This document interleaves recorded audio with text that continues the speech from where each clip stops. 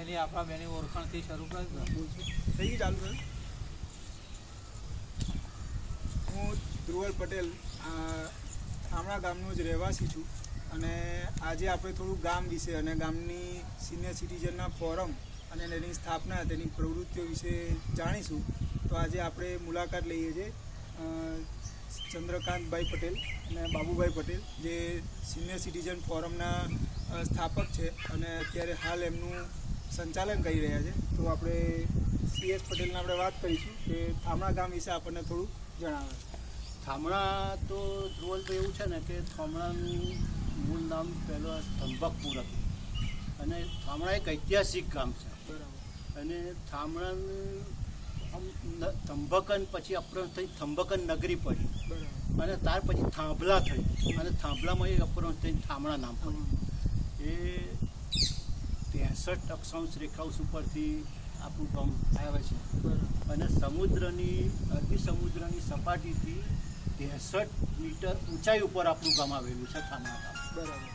એટલે સમુદ્રની સપાટીથી 63 મીટર ઊંચાઈ ઉપર આપણું ગામ છે.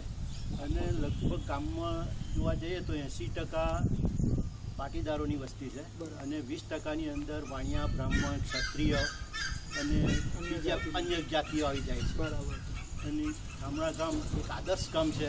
ગોકુડિયા ગામ તરીકે અને રાષ્ટ્રપતિ એવોર્ડ પણ મળેલો છે.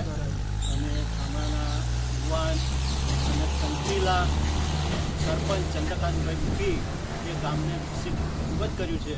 આજથી 10 વર્ષ પહેલાંનું થામણા ગામ જુઓ અને અત્યારનું થામણા ગામ જુઓ તો આપ જમીનનો ફેર થઈ ગયો છે. કહેવાય છે કે વાસણ ગટવા પહેલાં માટીની જરૂર પડતી, અત્યારે ચપટી ધૂળ પણ થામણામાંથી મળતી નહીં. એટલું ગામ આદર્શ અને ગોકુડિયું બની ગયું છે. છેલ્લા 3 ટર્મથી સમરસ બને છે. એટલે રાજ્ય કક્ષાથી પણ આપણને એના લાભ મળે છે અને જે ગ્રાન્ટો મળે છે એમાંથી આપણા ગામનો વિકાસ થયો. બીજું કે થામણાની અંદર એક ઇંગ્લિશ મીડિયમ સ્કૂલ બની છે જે વેલ્થ એન્ડ એજ્યુકેશન ટ્રસ્ટના નામથી ચાલે છે અને સુંદર સિનિયર કેજીથી મળીને 11-12 સુધી અત્યારે પ્રવૃત્તિ કરી છે. ચાલુ સાલે 2 બસો પણ વિદ્યાર્થીઓને લાવવા લઈ જવા માટે મૂકી દીધી છે. કેસી પટેલ હાઈસ્કૂલ છે, પ્રાથમિક શાળા છે થામણામાં, બાલ મંદિર છે, 4 આંગણવાડીઓ છે અને ગામની પ્રવૃત્તિ સારી છે. હવે આપણે થોડું સિનિયર સિટીઝન ફોરમની સ્થાપના વિશે જાણીશું કે એની સ્થાપના ક્યારે થઈ અને એનું આ વિચારસરણા કેવી રીતે ઉદ્ભવી અને એનું આગળનું કામ શું છે એના વિશે. મૂળ તો થામણા ગામમાં હળવદના વતની અને થામણાને કર્મભૂમિ બનાવેલા એવા બબલભાઈ મહેતા થામણામાં આવી વસેલા અને એ ગ્રામ સફાઈ કરતા હતા. એમના આચરણમાં મૂકી અને એમના પગલે પગલે ચાલવા માટે 18મી માર્ચ 2005ના રોજ થામણા સિનિયર સિટીઝન નામની સંસ્થાની સ્થાપના થઈ અને એના સ્થાપક પ્રમુખ તે વખતે હતા પ્રદ્યુમન ભટ્ટ. અને આ વિચાર આવ્યો મહેન્દ્રભાઈ છોટાભાઈ પટેલ અને તે વખતે સ્થાપના કરી ત્યારે 101મી પુણ્યતિથિ હતી શંકરભાઈ પટેલની. તો એમની પુણ્યતિથિ નિમિત્તે 1,01,111 રૂપિયા એમણે ગુપ્તદાન આપી અને સંસ્થાનો પાયો મજબૂત કરેલ. ત્યાર પછી સતત 3 વર્ષ સુધી પ્રદ્યુમનભાઈએ આ પૂરા સંભાળી અને અવારનવાર પરદેશ જવાનું હોવાથી બાબુભાઈ પટેલને પ્રમુખ સ્થાન સોંપેલું. ચાલુ વર્ષે પ્રમુખ સ્થાન એમનું છે અને ઉપપ્રમુખમાં હું પોતે છું. અત્યારની અમારી પ્રવૃત્તિઓ જુઓ તો થામણા સિનિયર સિટીઝન ફોરમે સ્મશાન ગૃહ દત્તક લીધેલું છે. એટલે મહિનામાં 1 વાર સ્મશાનની સાફ સફાઈ છે. કોઈને એવું લાગે કે સ્મશાનમાં પાણી પણ ન પીવાય પણ અમે શ્રમયજ્ઞ કરીને સ્મશાનમાં નાસ્તો ચા પાણી પણ કરીએ છીએ. એક અજાયબીની વાત છે.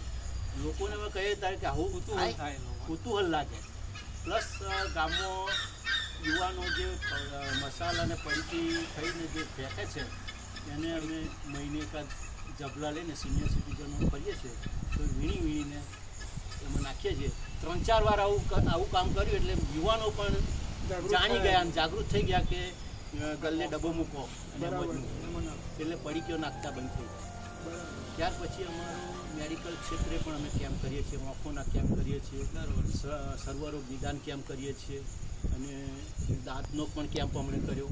ત્યાર પછી આવા રમતો પર રાખીએ છીએ. ચાલુ વર્ષે 15મી ઓગસ્ટે અમે વૃદ્ધોની હરીફાઈ રાખી છે. એમાં કોથળા દોડ, સંગીત ખુરશી, માટલા ફોડ, જલેબી કૂદ, મેમરી અને લખોટી શોધવી, લોટમાંથી સિક્કા શોધવા, આવી રમતો રાખી છે. સરસ. હવે આ પ્રવૃત્તિઓ જાણીને ઘણો આનંદ થાય છે કે આપણા ગામમાં આવી રીતના સિનિયર સિટીઝન માટે આવી પ્રવૃત્તિઓ બી છે અને તે ગામને મદદરૂપ થઈ શકે છે. તો બાબુભાઈ તમે જણાવશો બીજી એક કે આનંદની વાત ધ્રુવલભાઈ કહું કે સિનિયર સિટીઝન ફોરમ ચાલુ વર્ષે ગુજરાત રાજ્ય સિનિયર સિટીઝન ફેડરેશન ગુજરાત પ્રદેશમાં મારી 2011-12, 2012-13 અને 2013-14માં કારોબારીમાં મારી વરણી થઈ છે. એ ખૂબ આનંદની વાત છે સરસ અને વાત થામણાનું ગૌરવ છે. બરાબર વાત છે. હવે થોડું આપણે એમની આગળની પ્રવૃત્તિઓ તમારી જે તમે આગામી વર્ષોમાં કરવા માંગતા હો કે તમારી વિચારસરણા હેઠળ હોય તો એ બાબુભાઈ આપ જણાવશો કે તમારી શું એ વિચારસરણી છે બધી? હું લગભગ છેલ્લા 3 વર્ષથી સિનિયર સિટીઝન ફોરમમાં પ્રમુખ તરીકે છું અને અમે અવારનવાર બધી પ્રવૃત્તિઓ એ કરતા હોઈએ છીએ. એમાં અમારી એક પ્રવૃત્તિ એવી છે કે જે ઘણાને ખ્યાલ બી નહીં આવે, જુવાનિયા બી વિચારી નહીં કરી શકે કે અમે આ ઘડિયા આ લોકો આવું કરી શકશે. અમે લગભગ 2010માં કે 9માં ડે નાઇટ મેચ રમાડી. એક જણના કહેવાથી, એક ભાઈના કહેવાથી કે તમે આ રીતે મેચ તમે ગોઠવો તો મેં કે ભાઈ અમને કશું સમજણ ના પડે ને અમે મેચ કઈ રીતે ગોઠવીએ? કારણ કે તમારે ફક્ત આવીને અમારું એ જ સંચાલન કરવાનું, અમને એ જ આપવાનું, અમે અમારી મેચે એ કરીશું. તે તમે કલ્પી ના શકો એટલો અમે નફો કર્યો. 1,71,000 ચોખ્ખો નફો કર્યો, ખર્ચો બાદ કરતો. ડે નાઇટ મેચ રમાડી, 65 ટીમોએ ભાગ લીધો અને 1,71,000 જે આવ્યા એમાં એક પૈસો અમારા મગજ જોઈએ ને. અમે જે દોડાદોડ કરી જે સેવા આપીએ એ ગામ માટે અમારે એક પૈસો જોઈએ ને. 1,71,000 ગામની 4-5 સંસ્થાઓમાં જેમાં પૈસાની ચાલુ જરૂર હતી એ પૈસા વેચી દીધા. એટલે અમારો આ રીતનો દાખલો કોઈ લઈ શકે કે ઘડિયા માણસો શું ના કરી શકે, શું કરી શકે. હા, આ અમારા મગજમાં બી નહોતું કે અમને આટલો નફો મળશે કે. પણ છોકરાઓ બધા ફોરેનવાળા જાણ્યું એટલે પાઉન્ડ ને ડોલર છૂટ્યા એટલે અમે ધાર્યા કરતો અમારો વધારે નફો થઈ ગયો અને એ નફો બધો અમે આ રીતે કન્વર્ટ કરી દીધો. એટલે અમારો ફ્યુચર પ્લાનમાં અમારે આવી કોઈ કંઈક પૈસા પ્રવૃત્તિની શોધમાં જ છે. કંઈક મળી જાય તો પાછું કોઈને સેવા આપી દઈએ. અને અમારો દાખલો બીજા સિનિયર સિટીઝનવાળા લેશે કે ભાઈ ના ભાઈ કહેવું પડે તમારું થામણા સિનિયર સિટીઝન છે, તમારા ભાઈ અમને કંઈક જાણવાનું મને, શીખવાનું મને. આજે આણંદ જિલ્લામાં અમારું નામ છે, થામણા સિનિયર સિટીઝનનું નામ છે. ભાઈ થામણા સિનિયર સિટીઝન એટલે કહેવું પડે કે એમની પ્રવૃત્તિઓમાં તો કોઈ આપણે કરી જ ના શકીએ. આજે અમે શ્રમયજ્ઞ કરીને એ કરીએ છીએ, બીજા લોકો શ્રમયજ્ઞ બી નહીં કરતા અને અમે શ્રમયજ્ઞ બબલભાઈના વિચારોના વરેલા છીએ એટલે શ્રમયજ્ઞ તો અમારા લિસ્ટમાં પહેલું જ આવી જાય. સેવા કાર્ય, આજે પુસ્તકાલયનો વહીવટ નથી એટલે અત્યારે અમે ચલાવીએ છીએ. તો બપોર સુધી અમે અમે જાતે વારીને ચોખ્ખું રાખીએ છીએ અને બુકો બધું વ્યવસ્થિત ગોઠવીએ છીએ, ન્યૂઝપેપર ગોઠવીએ છીએ એ કરીને. એટલે આ રીતની બધી અમારી પ્રવૃત્તિઓ છે. હવે આગળની તમારી જે પ્રવૃત્તિઓ છે એની માટે તમને ગામવાસીઓ કે ગામના જ રહેવાસીઓ જે બહાર પરદેશ રહે છે તો તમને કેવી રીતના મદદરૂપ થઈ શકે, તમને એમાં શું લાગે છે? અમે કોઈ બી પ્રવૃત્તિ કરીએ તો એ બહારના ખડે પગે જ હોય છે અને ગામના બી ખડે પગે હોય. ગામના પૈસા ના આપી શકે તો ફિઝિકલી હેલ્પ કરે. પેલા ફોરેનવાળા પૈસા મોકલાવે ત્યાં દૂર રહ્યા અને અમારું કોઈ બી કામ હોય તો તરત અમારું એનું એ થઈ જાય. એટલે અમને અમારી જોડે તો બેલેન્સ છે જ પણ છતાં બી આ લોકો અમારા માટે તૈયાર જ હોય છે. અમારે ગમે તે કામ કરવું હોય તો અમને કહો, અમે તમને પૈસા મોકલીએ, તમે તમારી માટે એ કરો, તમને સૂઝ પ્રમાણે તમારી કોઠા સૂઝ પ્રમાણે. એટલે એ રીતે અમે કામ કરીએ છીએ. આ સિવાય તમારું કોઈ પુસ્તક કે કોઈ તમે જાહેર કરેલું છે? અમે 2005માં સ્થાપના થઈ તો અમે પહેલું પુસ્તક બહાર પાડ્યું અને તે જીવન સંધ્યાને સથવારે. એ 2006માં અમે 1 વર્ષ પૂરું થયા પછી બહાર પાડ્યું. એમાં અમારા બધાના લેખો છે, એડવર્ટાઇઝનું એ છે અને એ બહુ જાણકારીવાળું બધું છે, ફોટાઓ સહિત બધા સિનિયર સિટીઝનના ફોટાઓ છે અંદર.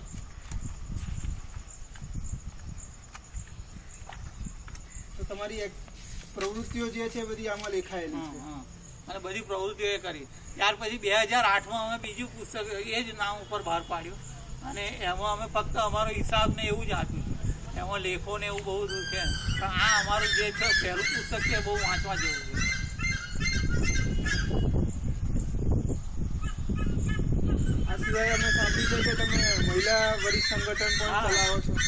હા એટલે એના વિશે મહિલા સંગઠન આ ત્રીજું વર્ષ પૂરું થઈને ચોથા વર્ષમાં પ્રવેશ કર્યો બરાબર. અને એમની લગભગ સભ્ય સંખ્યા 60ની છે.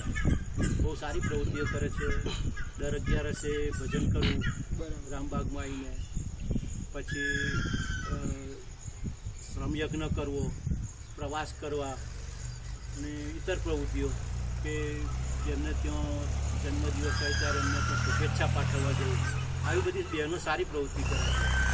અને મુખ્ય હેતુ તો ધ્રુવભાઈ એ છે કે અમારા બંને વયસ્ક મંડળો છે જે સિનિયર સિટીઝન ફોરમ થામણા અને વયસ્ક મહિલા સંગઠન, એના આધારરૂપે એક નવી સંસ્થા ઊભી થઈ, લાયન્સ ક્લબ, બરાબર. જે યુવાનોની 140 સભ્યોની સભ્ય સંખ્યાવાળી એક મોટી સંસ્થા ઊભી Lions થઈ. Club. એ અમારા માટે બહુ ટેકારૂપ છે. બરાબર. કારણ કે અમારે જે કામ કરવાનું છે, અમે લગભગ 2005 ને 2006માં જે ઉમરેઠ થામણાના રોડ ઉપર લીમડા રોપ્યા છે એ અત્યારે એટલા સુંદર લાગે છે અને ઉનાળામાં એસીને પણ ચક્કર મારે એવી પવન ઠંડક આપે છે.